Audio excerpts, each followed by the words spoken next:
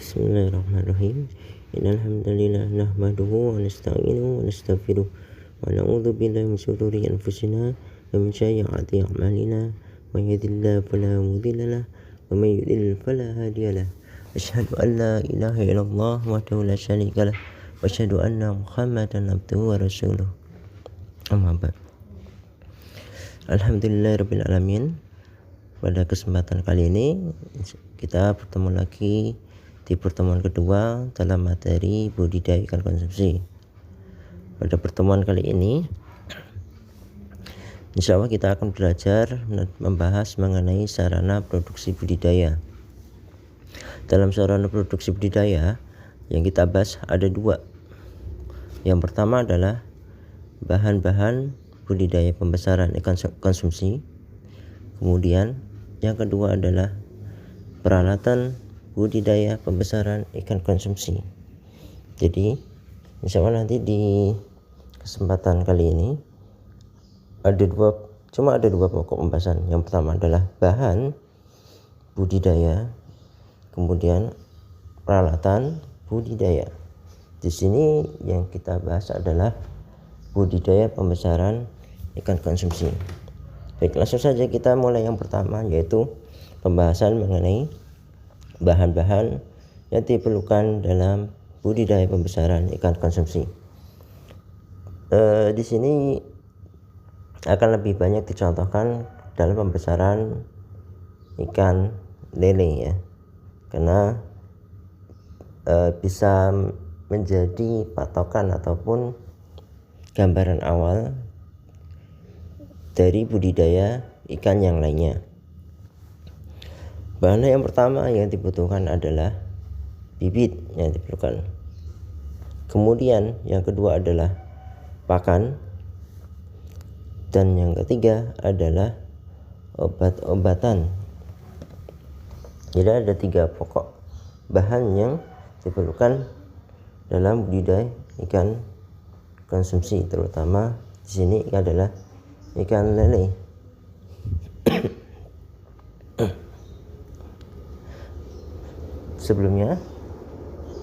Sebelum kita lanjutkan pembahasan secara satu persatu, mohon untuk dipersiapkan dulu buku dan alat catatan, karena nantinya materi ini mohon untuk dicatat di buku masing-masing. Kemudian nanti hasil catatannya harus difoto, kemudian diberikan dikirimkan ke Ustadz, baik bisa melalui nomor WhatsApp atau bisa melalui email. Nantinya catatan tersebut akan menjadi sebuah nilai keterampilan. Jadi mohon untuk diperhatikan materi kali ini dan dicatat di buku masing-masing. Kemudian nanti catatan itu termasuk sebagai salah satu tugas keterampilan. Kita bahas satu persatu. Yang pertama adalah bibit ataupun yang disebut benih. Bibit atau benih sama. Apa yang dimaksud dengan bibit atau benih? Bibit atau benih ikan adalah anak ikan dengan ukuran tertentu yang akan digunakan dalam kegiatan pembudidayaan ikan. Di sini berarti bibit atau benih ikan adalah anak ikan yang masih kecil dengan ukuran tertentu. Jadi banyak ukuran yang digunakan dalam kegiatan budidaya ikan. Itu adalah yang dimaksud dengan bibit. Nah, kalau misalkan anakan ikan tersebut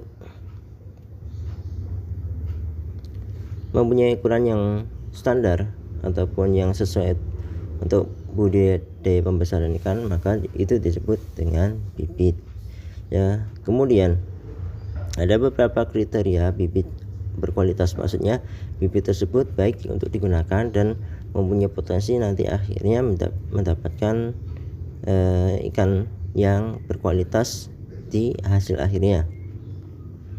Yang pertama, dari segi penyedia bibit itu sendiri ataupun dari segi peternak bibitnya. Yang pertama, yaitu pembibit yang terpercaya. Maksudnya adalah di sini dia sudah dipercaya ataupun banyak menghasilkan bibit yang bagus, yang berkualitas. Nah, di sini pembibit ataupun petani bibit ikan, dia sudah sering dibeli bibitnya dan digunakan bibitnya untuk budidaya ikan. Nah, di sini maka menjadi salah satu kriteria dari mendapatkan bibit yang berkualitas. Yang kedua, dari segi bibit itu sendiri ataupun dari segi anak ikan itu sendiri, yang pasti harus sehat dan tidak ada cacat fisik. Sehat dan tidak ada cacat fisik. Nanti akan kita perlihatkan bagaimana sih bibit yang sehat dan tidak cacat itu. Yang ketiga, yaitu ukurannya sama, terutama ini di segi ikan lele, ikan patin, dan mungkin semuanya, biar nanti mendapatkan hasil yang seragam tentunya. Khusus di ikan lele, kenapa harus ukuran sama? Itu agar untuk menghindari sifat kanibalisme atau saling memakan. Karena bibit ikan yang lebih besar itu selain juga lebih banyak makan daripada bibit ikan yang lebih kecil, akan tetapi juga bibit ikan yang lebih besar bisa memakan ataupun kanibal istilahnya dengan bibit ikan yang lebih kecil. Maka dianjurkan untuk bibit berkualitas adalah bibit yang ukurannya seragam, semuanya sama, sehingga nanti untuk penyeragaman pakan ikan itu tidak berbeda. Misalkan kita punya bibit ukuran lebih besar daripada bibit ukurannya lebih kecil, ya berbeda-beda. Maka ketika kita kasih makan kemudian kita tunggu selama sepekan, itu nanti pastinya yang bibit yang besar akan tambah besar, sedangkan bibit yang kecil, yang ukurannya lebih kecil, maka akan tidak tumbuh lebih baik karena kalah dari segi ukuran dan juga dari segi makannya. Maka dibutuhkan ukuran yang sama untuk bibit itu sendiri. Kemudian yang keempat adalah, ini salah satu tanda ciri sehat dari bibit ikan adalah respon terhadap pemberian pakan itu baik. Responnya itu baik. Jadi ketika kita kasih pakan itu cepat untuk meraih pakannya dan cepat untuk menghabiskan pakan itu sendiri. Jadi tidak terlalu lama ketika menghabiskan pakan. Itu namanya respon terhadap pemberian pakan. Jadi untuk responnya itu harus baik. Jadi ketika kita kasih makan dengan sigap untuk memakan pakan yang kita berikan.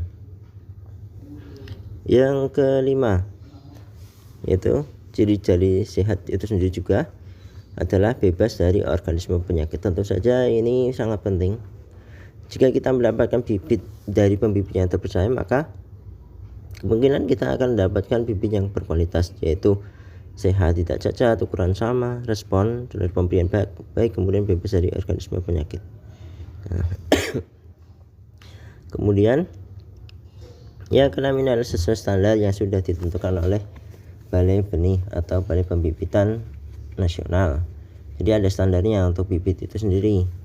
Yang pertama tadi ukuran sama, kemudian sehat, kemudian tidak ada cacat fisik, tidak ada penyakit dan sebagainya. Itu adalah standar dari bibit ikan yang berkualitas. Jadi ada 6 ini ya untuk kriteria bibit berkualitas. Yang pertama adalah pembibit diperoleh dari pembibit yang terpercaya, kemudian sehat, kemudian ukuran sama, kemudian responnya terhadap pakan itu baik, kemudian bebas dari penyakit, dan terakhir adalah sesuai standar. Contoh ini ya, contoh dari bibit berkualitas. Ini ada videonya, bisa dilihat. Baik, di sini adalah video terkait dengan bibit ikan yang berkualitas. Yang pertama adalah nafsu makan ikan lele yang tinggi ya. Terlihat di gambar bahwa ketika kita memberikan pakan, ikannya dengan sigap langsung makan pakan tersebut. Jadi terlihat aktif makan, dan ini menunjukkan ikan itu sehat. Nah, terlihat ya, berenangnya kemudian aktif. Ini ikan bergerak aktif lincah dan tidak menggantung di permukaan air. Terlihat ya bahwa misalnya ikan yang sehat itu berenangnya lincah dan tidak ada yang menggantung. Kemudian yang selanjutnya adalah dari ciri fisik ikan. Ukurannya proporsional, kepala dan tubuh ikan normal, tidak ada yang cacat, tidak ada cacat fisik, tidak ada luka pada tubuh ikan itu sendiri. Kemudian perutnya tidak terlalu besar dan kondisinya seragam di sini. Kemudian selanjutnya, ciri-ciri selanjutnya adalah keseragaman pada ikan atau pada bibit ikan. Itu bisa mengurangi tingkat kanibalisme. Jadi ukurannya itu hampir sama semua. Baik, untuk selanjutnya kita berikan gambar-gambar dari bibit yang tidak berkualitas ataupun bibit-bibit yang jelek. Di sini terlihat di gambar bahwa bibit-bibit tersebut adalah menggantung. Jadi di permukaan air dia kayak tegak gitu, kayak semacam jentik nyamuk kalau terlihat secara kasat mata. Jadi kepalanya di atas permukaan air kebanyakan. Ini adalah bibit-bibit ikan yang tidak sehat. Jadi kalau misalnya kita sedang budidaya ikan lele kemudian menemui ikan kecil atau anakan ikan atau bibit ikan seperti ini, maka tandanya itu tidak sehat. Itu mungkin dikarenakan karena airnya kurang bagus, jadi harus diganti airnya. Kemudian yang kedua adalah dikarenakan ikannya itu sendiri tidak sehat. Terus terlihat bahwa ada beberapa ikan yang mati di sini. Nah, berarti ini termasuk bibit yang tidak sehat. Yang kedua adalah ini ya, terlihat contohnya bibit yang tidak berkualitas atau tidak bagus adalah ukuran ikan itu tidak standar. Nah, itu terlihat dari perutnya yang besar, kemudian kepalanya lebih besar daripada badannya, jadi tidak proporsional antara kepala dan badan. Perutnya membuncit dan sebagainya. Itu termasuk ini ikan yang tidak sehat. Ini nanti nantinya akan menyebabkan respon makan yang kurang baik. Jadi nanti kita akan lebih rugi jika mendapatkan bibit ikan seperti ini. Kemudian yang selanjutnya adalah kita bahas mengenai pakan. Jadi kita sudah membahas mengenai bibit ikan. Lanjut kita akan membahas mengenai pakan. Ada dua jenis pakan tentunya. Yang pertama adalah pakan alami, yaitu pakan yang telah tersedia di alam. Jadi tinggal kita mengambilnya kemudian diberikan kepada ikan yang kita budidayakan.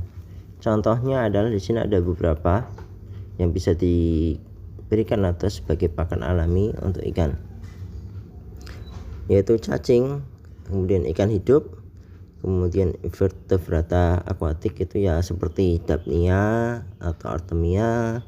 Kemudian ini biasanya untuk buaya ya, ikan yang masih sangat kecil habis setelah menetas itu diberikan Daphnia atau Artemia. Kemudian larva serangga seperti plankton, kemudian jentik nyamuk, infusoria, rotifer. Nah, ini untuk pembesaran bisa diberikan keong, azolla, itu cacing, ikan hidup. Ini adalah beberapa contoh pakan alami yang bisa diberikan kepada ikan, bisa sebagai pakan utama atau bisa sebagai pakan tambahan. Kemudian yang kedua adalah pakan buatan. Nah, pakan ini sering dipakai ataupun digunakan sebagai pakan primer atau pakan pokok dari budidaya ikan, karena pakan ini dibuat dengan formulasi tertentu khusus ya, baik nabati maupun hewani berdasarkan pertimbangan pembuatnya. Jadi di sini pakan ini sudah mencakup gizi ikan itu sendiri, sehingga selain kita mudah untuk mendapatkan pakan buatan, gizi pun sudah lengkap untuk ikan. Jadi kita tidak perlu untuk bersusah payah mencari pakan alami, cukup kita menggunakan pakan buatan untuk budidaya ikan itu sendiri. Ya, jadi banyak yang pembudidaya itu memakai pakan buatan daripada pakan alami. Itu adalah dua jenis pakan.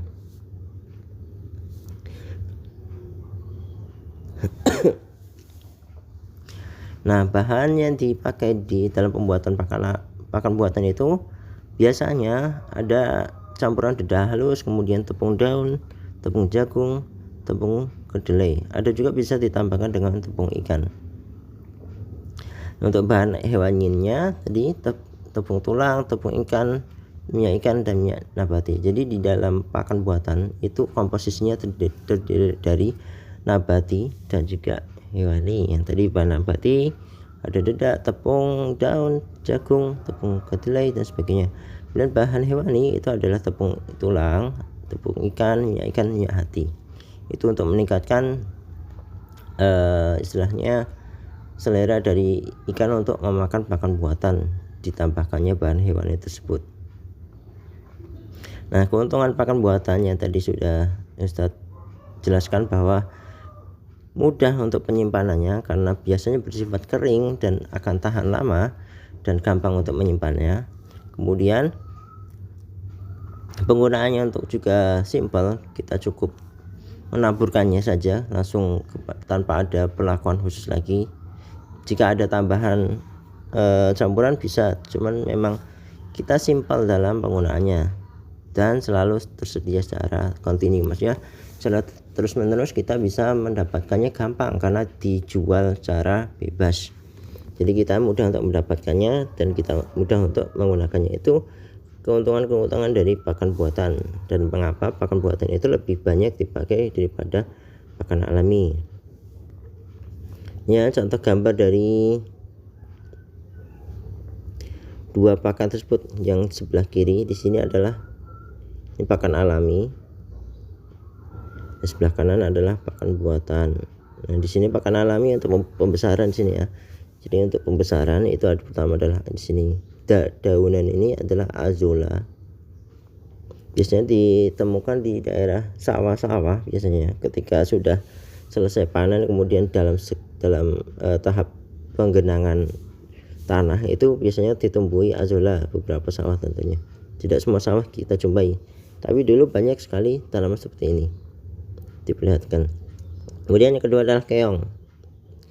Keong ini biasanya sebelum diberikan kepada ikan itu harus dicacah dulu, kemudian direbus biar nanti kuman-kuman dalam keong, penyakit-penyakit dalam keong itu mati. Dan tentunya keongnya itu matang dan agar lebih sehat diberikan kepada ikan, dia harus direbus dulu. Kemudian ikan kecil atau ikan rucah di sini ada sisa-sisa ikan, biasanya sisa-sisa penangkapan ikan laut, kemudian harganya tidak terlalu mahal dan jumlahnya cukup besar, kemudian digunakan sebagai salah satu bahan tambahan pakan ikan dengan cara dicacah-cacah, dipotong kecil-kecil lagi ataupun potong kasar, kemudian direbus juga, baru kemudian diberikan kepada ikan. Jadi perlu proses perebusan di sini. Kemudian di sini cacing di sini biasa digunakan sebagai pakan tambahan, namun jumlahnya mungkin tidak terlalu banyak karena pencarian juga cukup susah cacing, kecuali kalau kita beternak cacing sendiri, itu bisa sebagai pakan utama. Dan di sini sebelah kanan adalah pakan buatan. Ada berbagai bentuk di sini ya. Ada sini serbuk. Ada di sini bentuknya butiran yang lebih besar. Ini butiran semua. Ada 3 ukuran di sini. Ini yang untuk pakan ikan kecil. Bibit ya, untuk ini bibit. Untuk ikan bibit yang lebih kecil ketika awal-awal pembudidaya. Kemudian ini untuk tahap selanjutnya yaitu tahap kedua ketika itu untuk ikan sedang. Dan sini ukuran untuk tahap ketiga yaitu ikan yang sudah siap panen. Di sini pakannya dipakai menuju panen. Jadi ada 4 bentuk di sini serbuk. Ini biasanya dipakai untuk pembibitan Ketika sudah menetas baru diberikan pakan buatan serbuk ini.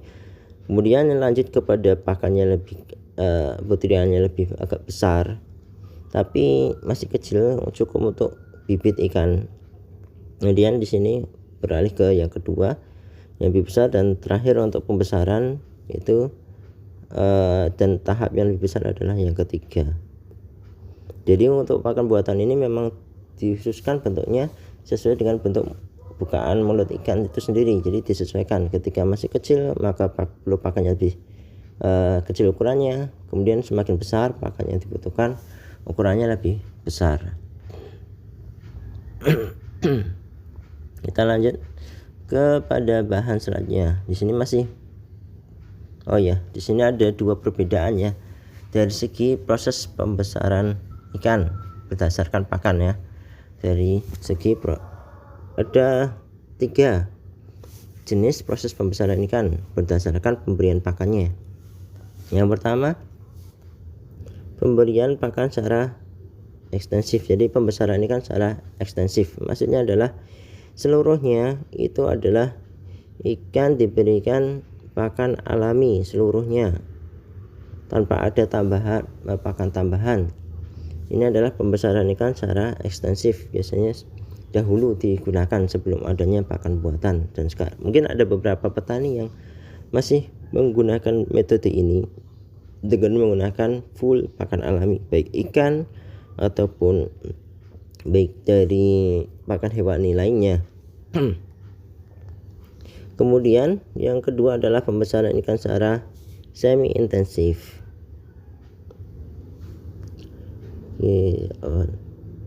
Kita balik lagi. Pembesaran secara semi intensif maksudnya adalah ketika pembesaran pakan yang digunakan itu campur antara pakan alami dan pakan buatan. Jadi ketika di awal budidaya itu dipersiapkan pakan alami dari dalam kolam itu sendiri. Kemudian setelah berselannya waktu maka digunakan pakan buatan sampai tahap pembesaran, sampai tahap siap konsumsi. Itu adalah pembesaran ikan secara intensif. Jadi campuran, tidak hanya diberikan pakan alami tapi juga diberikan pakan buatan. Dan yang ketiga terakhir adalah pembesaran ikan secara intensif. Intensif ini dimaksudkan atau mempercepat waktu pemanenan dan budidaya, maka diperlukan pakan buatan yang komposisi gizinya sudah diukur dan cukup untuk pembesaran ikan itu sendiri, sehingga full di sini memakai pakan buatan untuk pembesaran ikan secara intensif. Jadi ada 3 pembesaran ya berdasarkan pakan yang diberikan. Yang pertama ekstensif, itu full pakan alami yang diberikan. Kemudian yang kedua adalah semi intensif, itu adalah campuran antara pakan alami dan pakan buatan. Jadi selang-seling pakan alami dan pakan buatan diberikan dua-duanya dalam komposisi yang proporsional. Kemudian yang ketiga adalah intensif, yaitu full pakan buatan yang diberikan, tidak ada campuran dari pakan alami yang diberikan. Kemudian bahan yang ketiga, obat-obatan. Di sini obat-obatan yaitu maksudnya adalah senyawa atau campuran senyawa yang dipakai untuk mengurangi gejala penyakit atau menyembuhkan penyakit. Jadi bisa mengurangi dan atau menyembuhkan penyakit. Obat-obatan ini termasuk vitamin. Jadi biasanya ketika kita petani ikan sebelum melakukan pembesaran itu menyediakan vitamin-vitamin yang diperlukan untuk vitamin dan obat yang diperlukan untuk pembesaran itu sendiri. Misalkan ketika dari segi persiapan airnya itu air diberikan vitamin untuk menumbuhkan plankton untuk sebagai makanan dasar ikan, dan juga ketika pemberian pakan buatan dicampur dengan vitamin untuk bisa meningkatkan gizi pakan itu sendiri. Ini obat-obatan yang digunakan untuk mencegah dan mengobati penyakit, dan penyakit itu bisa disebabkan oleh hama atau bisa disebabkan oleh parasit atau ada infeksi kepada ikan itu sendiri. Namun bagaimanapun bentuk penanggulangan ikan, sebaiknya kita melakukan pencegahan daripada kita melakukan pengobatan. Jadi lebih baik kita melakukan pencegahan terlebih dahulu, sehingga agar bisa mengurangi obat yang digunakan, karena obat-obatan yang diberikan kepada ikan tidak terlalu baik jika diberikan secara berlebihan. Maka lebih baik kita melakukan bentuk pencegahan, seperti kita menerapkan budidaya tepat, kemudian memilih lokasi yang bagus, kemudian wadah budidaya yang sesuai, bibit yang berkualitas tadi, kemudian pemeliharaan aspek terkait harus lebih unggul. Itu untuk melakukan pencegahan daripada pengobatan. Kita lanjut ke ini contoh-contoh penyakit pada ikan patin. Yang pertama, ini sebagai pengetahuan saja, penyakit-penyakit yang dialami oleh ikan. Yang pertama adalah non infeksi, berarti bukan disebabkan oleh parasit ataupun kuman atau bakteri. Yang pertama keracunan. Ini tandanya berenangnya megap-megap di permukaan air, seperti tadi yang sebagai tanda bibit kurang berkualitas, yaitu berenangnya di permukaan air, jadi menggantung. Hal ini dikarenakan airnya tercemar biasanya. Terlalu banyak sisa pakan yang ada di kolam menyebabkan airnya tercemar, sehingga membuat ikan menjadi keracunan di kolam itu sendiri. Maka oleh karena itu solusinya adalah untuk mengganti air di sini, mengganti air. Jika terlihat ikan yang sudah menggantung di situ, itu tandanya keracunan. Yang kedua, kekurangan gizi. Tandanya ikan terlihat kurus, kepala relatif besar dan gerakan kurang lincah. Itu karena mungkin dia tidak mendapatkan pakan karena direbut oleh temannya. Oleh karena itu,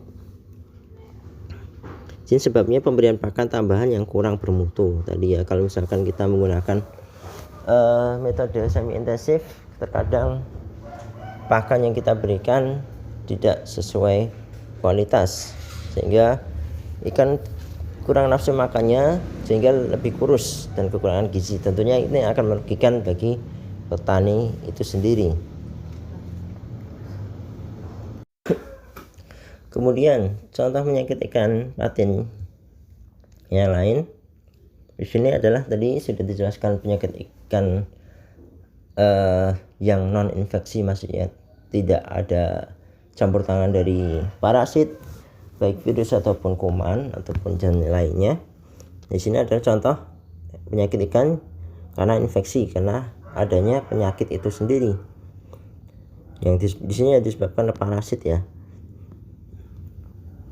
Ini tanda-tandanya. Yang pertama, adanya bintik-bintik putih di bagian tubuh ikan, terutama pada lapisan lendir kulit, sirip, dan lapisan insang. Selain itu, ikan juga terlihat berenang tidak normal. Nah, tadi ketika ikan terlihat tidak normal berenangnya, kemudian kita lihat dulu apakah menggantung atau tidak. Kalau tidak menggantung, mungkin ada penyakit parasit. Kita ambil ikannya, kemudian kita cek apakah ada bintik-bintik putih di tubuh ikan itu. Nah, jika ada, maka itu termasuk ikan tersebut kena parasit. Nah, parasitnya bernama Istiotinus mutilis. Ini agak susah parasitnya. Anggap aja ini penyakit yang menyebabkan ikan jadi tidak sehat. Yang kedua, penyakit ikan disebabkan bakteri. Tandanya pendarahan dan lendir pada patin. Jadi ada pendarahan, terlihat kepalanya dan insangnya lebih merah sekali. Ini perlu diobati juga. Kemudian penyakit ikan disebabkan karena jamur. Tandanya ini biasa kita jumpai ketika ada ikan yang istilahnya cacat fisik, kemudian atau mengalami luka, kemudian tidak kita langsung tangani, tidak kita langsung berikan obat pencegahan, bisa menyebabkan tumbuhnya jamur di situ. Nah, luka-luka itu sendiri bisa disebabkan ketika pengangkutan ataupun ketika penanganan kurang baik, sehingga terjadi adanya benturan yang cukup membuat ikan jadi luka, dan luka tersebut kemudian ditumbuhi oleh benang-benang halus berwarna putih biasanya hingga kecoklatan. Ini adalah jamur, bisa menyebabkan kematian. Jadi seluruh penyakit karena infeksi ini bisa menyebabkan kematian jika kita tidak dengan cepat mengobatinya, dan tidak dengan cepat untuk mengambil ikan itu, bisa menyebabkan kematian seluruh kehidupan di kolam. Jadi bisa menularkan ke ikan yang lain. Nah, karena itu ya ketika kita menemui ikan yang dengan penyakit tersebut, kita harus cepat mengambilnya untuk diobati atau tidak ya istilahnya diisolasi agar tidak menyerang ikan yang lainnya. Nah, kemudian untuk masuk selanjutnya adalah peralatan budidaya. Tapi ini insya Allah kita akan lanjutkan ke pertemuan selanjutnya, karena ini masih banyak dan materinya masih banyak untuk peralatan ini, dan waktunya juga sudah kebanyakan menjelaskan dari bahan tadi. Jadi kita insya Allah bersambung, kita lanjutkan di pertemuan selanjutnya. Oke, untuk tugas insya Allah nanti ada tugasnya. Yang pertama tadi, tugas yang pertama adalah tugas mencatat, terutama untuk difoto dan dikirimkan ke nomornya Ustadz. Kemudian tugas yang kedua adalah mengerjakan soal. Nanti ada soal pilihan ganda dan juga soal ureanya satu ya. Nanti bisa dikerjakan untuk mendapatkan nilai pengetahuan untuk soal itu. Sedangkan untuk nilai keterampilannya tetap dengan tugas mencatat. Oke, semoga bermanfaat untuk materi kali ini. Jazakumullah khairan atas perhatiannya. Sehat selalu. Nah, jika ada pertanyaan bisa ditanyakan ke WA Ustadz. Jika ada yang kurang jelas bisa untuk ditanyakan kembali, mana yang untuk dijelaskan kembali. Jangan lupa untuk mengerjakan tugas dengan maksimal. Barakallahu fikum. Subhanakallahumma wa bihamdik, asyhadu an la ilaha illa anta, astaghfiruka wa atubu ilaik. Assalamualaikum warahmatullahi wabarakatuh.